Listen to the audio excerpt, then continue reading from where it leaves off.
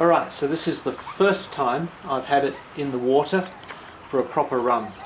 And this is when you find out exactly how well the boat is going to operate. Slow speed is really good and it's creeping along really nicely.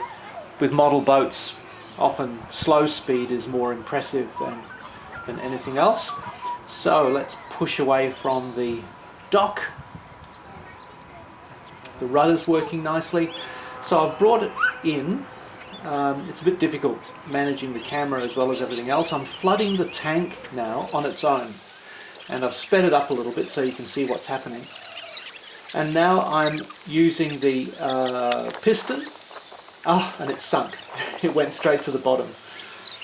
Coming back up a bit, back down again. It's all this business of trying to get neutral buoyancy, and this is the first time.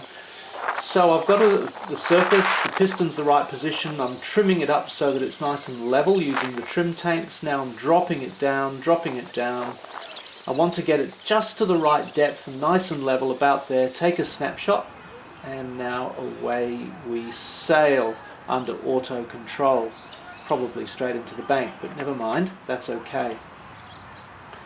Now you can see it coming in now. It's amazing how small a boat like this actually looks on the water, but she's got a terrific degree of power and it's hammering through the water very much like it should. The wave pattern is perfect.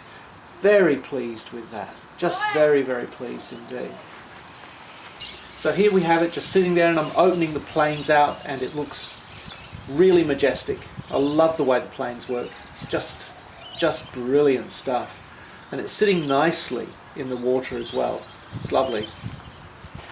So now I've clicked the dive routine, which means that the piston is withdrawing and it's pumping water toward the bow, and then automatically it will start to fill the tank. And that's occurring right now. That occurs pretty quickly once that adjustment's taken place. And it should be sitting quite evenly now in the water, because when I surfaced it before I did exactly the opposite. And there she goes. Very nice indeed.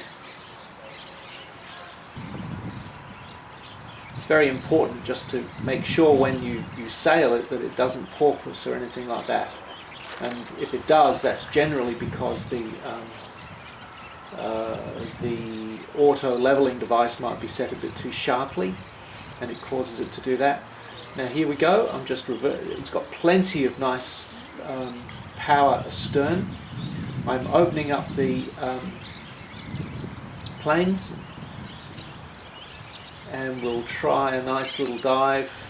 I think about now I hit the dive routine button. It's going through the process. When the main pump cuts in, she sinks pretty quickly.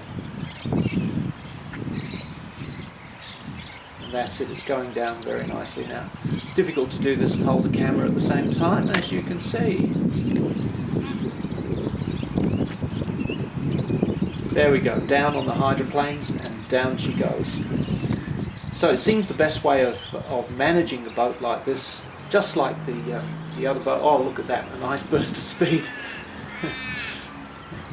Obviously I did some cutting to do that.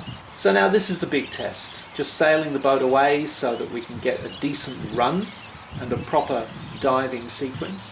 It turns quite nicely with that extension on the rudder. That's good enough for any model boat. I'm just taking it out wide so that I can now go round to port and bring it straight back to me.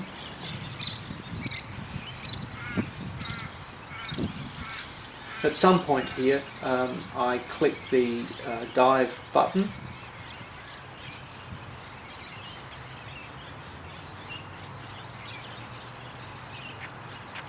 but all of that's automatic, so I can just control the power and the rudder. I'm not worried about any of that.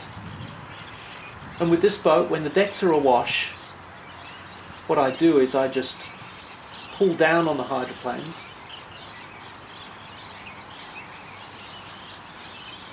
which has just happened, and then click auto control, And as the auto control manages the boat, you just see the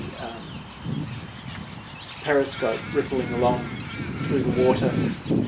It's a very fine periscope here. There it is, cutting in through the top of the screen. Very nice indeed.